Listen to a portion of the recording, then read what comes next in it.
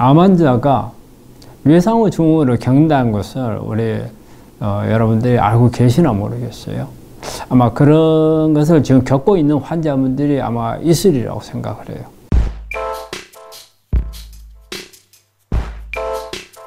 우리가 일반적으로 외상후 증후군이라고 하면은 어떤 천재지변으로 인해서 어떤 커다란 정신적인, 육체적인 충격을 받았다든지, 아니면은 교통사고로 크게 당했다든지, 아니면 전쟁터에서 전쟁을 겪으면서 많은 충격을 받잖아, 이런 경우라든지, 아니면은 과거에 어떤 학대를 받아서 오는 경우, 이런 경우에 우리가 보통 이제 외상후 증후군이 오는 걸로 알고 있는데, 우리 암 환자들도 그에 못지않은 외상후 증후군을 겪는다는 겁니다.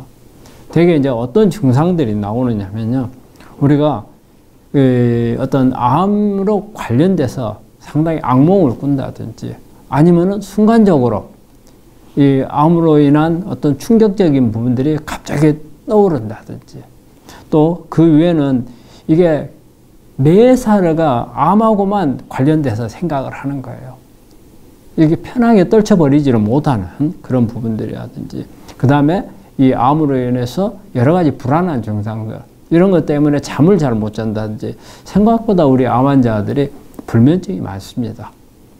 그래서 잠을 잘 못 자거나, 아니면은 극단적으로 성격이 예민해지는 경우가 있어요. 평소에 상당히 느긋했던 분들이 암을 앓고 나서 분들은 어때요? 예민해지고 사소한 것에도 어떤 강하게 반응이 나오는 이제 이런 경우가 있고, 그 다음에 상당히 좀 공포심을 많이, 암에 대한 공포심을 많이 가져서 어떨 때는 이 공포심에 확 눌려버리는 이런 경우도 있어요.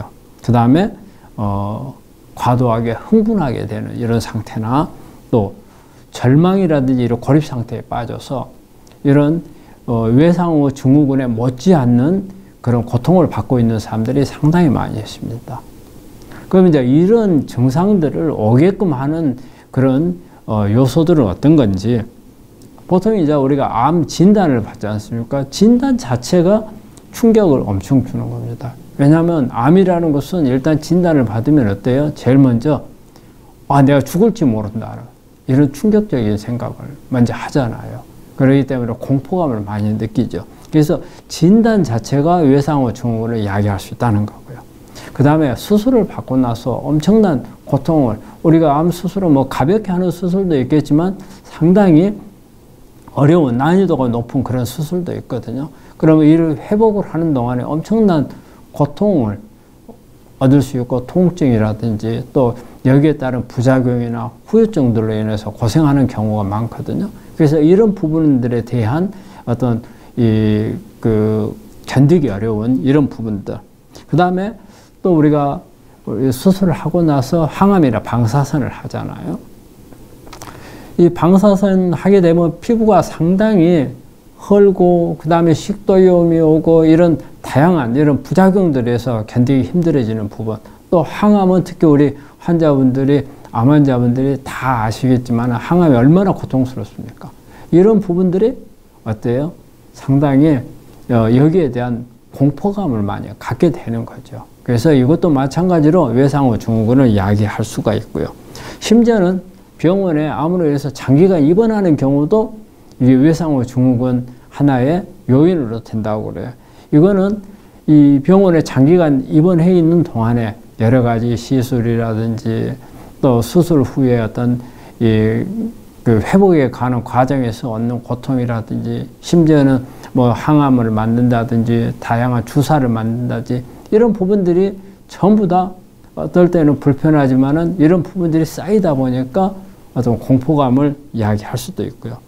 그리고 이런 경우도 있어요. 검사를 대기하는 것도 상당히, 우리가 특히 암 치료하는 데 있어서는 다양한 검사를 많이 하죠. 혈액 검사도 하고 CT나 MRI 이런 부분들을 찍잖아요. 그걸 찍고 나서 결과를 보려고 할 때마다 얼마나 불안해요. 또 이번에는 뭐 어떤 결과가 나올지. 예? 정말 특별한 게 없을 때는 안심을 하지만은 혹시라도 어떤 뭐 재발이 됐다든지 전이가 됐다는 소리가 나올지, 뭐 이런 불안감들이 엄청 조성이 되는 거죠. 그래서 이런 부분에 대한 외상을 입는 거고요. 심지어는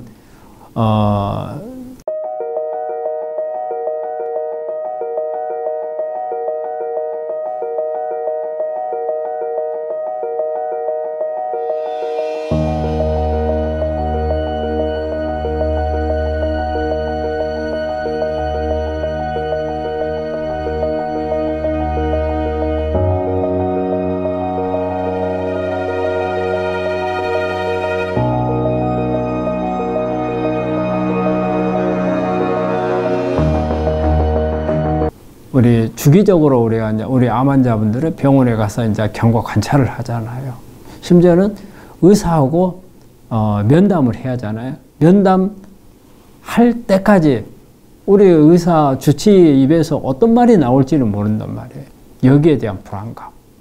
이런 부분도 상당히 작용을 하고요. 또 어떤 부분이 있어요. 우리 암이라고 하는 것은 제일 우리가 불안하고 하는 부분이 재발을 혹시 했다든지 전이가 됐다든지 이에 대한 공포감이 크거든요. 그래서 이것을 생각만 해도 불안하고요. 또 어떤 검사를 해서 결과를 보면서도 불안하고, 그래서 이런 재발이나 전이에 대한 공포감을 갖죠. 이 공포감은 우리 정신적인 문제로 인해서 외상후 증후군에 포함이 되거든요.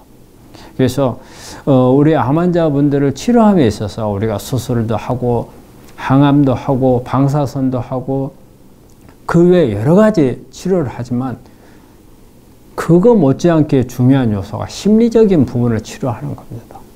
심리적인 부분을 안정을 시키는 게 엄청 중요합니다. 이 심리적인 부분은 스트레스를 유발을 해서 면역을 떨치고, 같은 기수의 사람이라 같은 상황에도 불구하고 이런 외상후 증후군 이런 부분들을 해결을 하는 사람하고 하지 않는 사람하고 사이에서는 결과가 달라질 수밖에 없어요. 그럼 어떤 방법들로 이런 부분들을 좀 치료를 할 수 있는가? 우리가 이 외상후 증후군에 대해서 일반적으로 가장 많이 하는 방법이 인지행동요법을 많이 합니다. 이거는 그 사람이 가지고 있는 사고나 가치관이나 신념을 어떤 행동으로 전환해 줄 수 있는 이런 치료를 통해서 마인드를 바꿔주는 거죠. 그래서 이렇게 공포감을 극복해 줄 수 있는 힘으로 전환을 시켜주는 이런 치료가 상당히 중요하고요. 그 다음에는 우리가 이제 심리치료, 다양한 뭐 MBSR이라든지 또 어떤 유도 심상이라든지 이런 다양한 심리치료도 여기에서 같이 병행을 했을 때는 이런 부분을 극복할 수가 있고요. 그 외에도 뭐 음악치료라든지 아니면 미술치료라든지 또 어떤 우리 정신과 선생님들하고 상담을 통해서 상담요법을 함으로써 마인드를 바꿔줄 수 있는 이런 부분. 그 다음에 이제 또 요가라든지 운동이라든지 이런 부분들도 이런 개선하는 데 도움이 되고요. 그 다음에 이제 이래도 잘 안 되는 경우에 이제 우리가 약물 치료가 필요한 경우가 있어요. 이때는 뭐 항우울제라든지 또 아니면 안정제라든지 또 그 외에는 그리고 음식도 상당히 중요하거든요. 그래서 우리가 암에 어떤 도움을 줄 수 있는 음식, 특히 이런 파이토케미칼들이 많이 들어있는 채식이라든지 그 다음에 우리가 비타민이나 미네랄이나 이런 게 많이 들어있는 영양소가 풍부한 이런 식단으로 음식을 하는 것도 상당히 도움이 된다고 생각을 합니다. 그래서 우리 암 환자분들이 이런 외상후 증후군이 있다고 생각을 한다면 이 부분을 내가 암을 가지고 있으니까 당연히 겪는 거라고 생각하지 마시고 이 부분을 적극적으로 치료를 해서 이 부정적인 생각을 긍정적으로 바꾸면은 이것 자체가 치료거든요. 그래서 이 점에 대해서 소홀히 하지 마시고 어떻게 해서든지 이 부분을 개선할 수 있도록 노력할 필요가 있다고 생각합니다.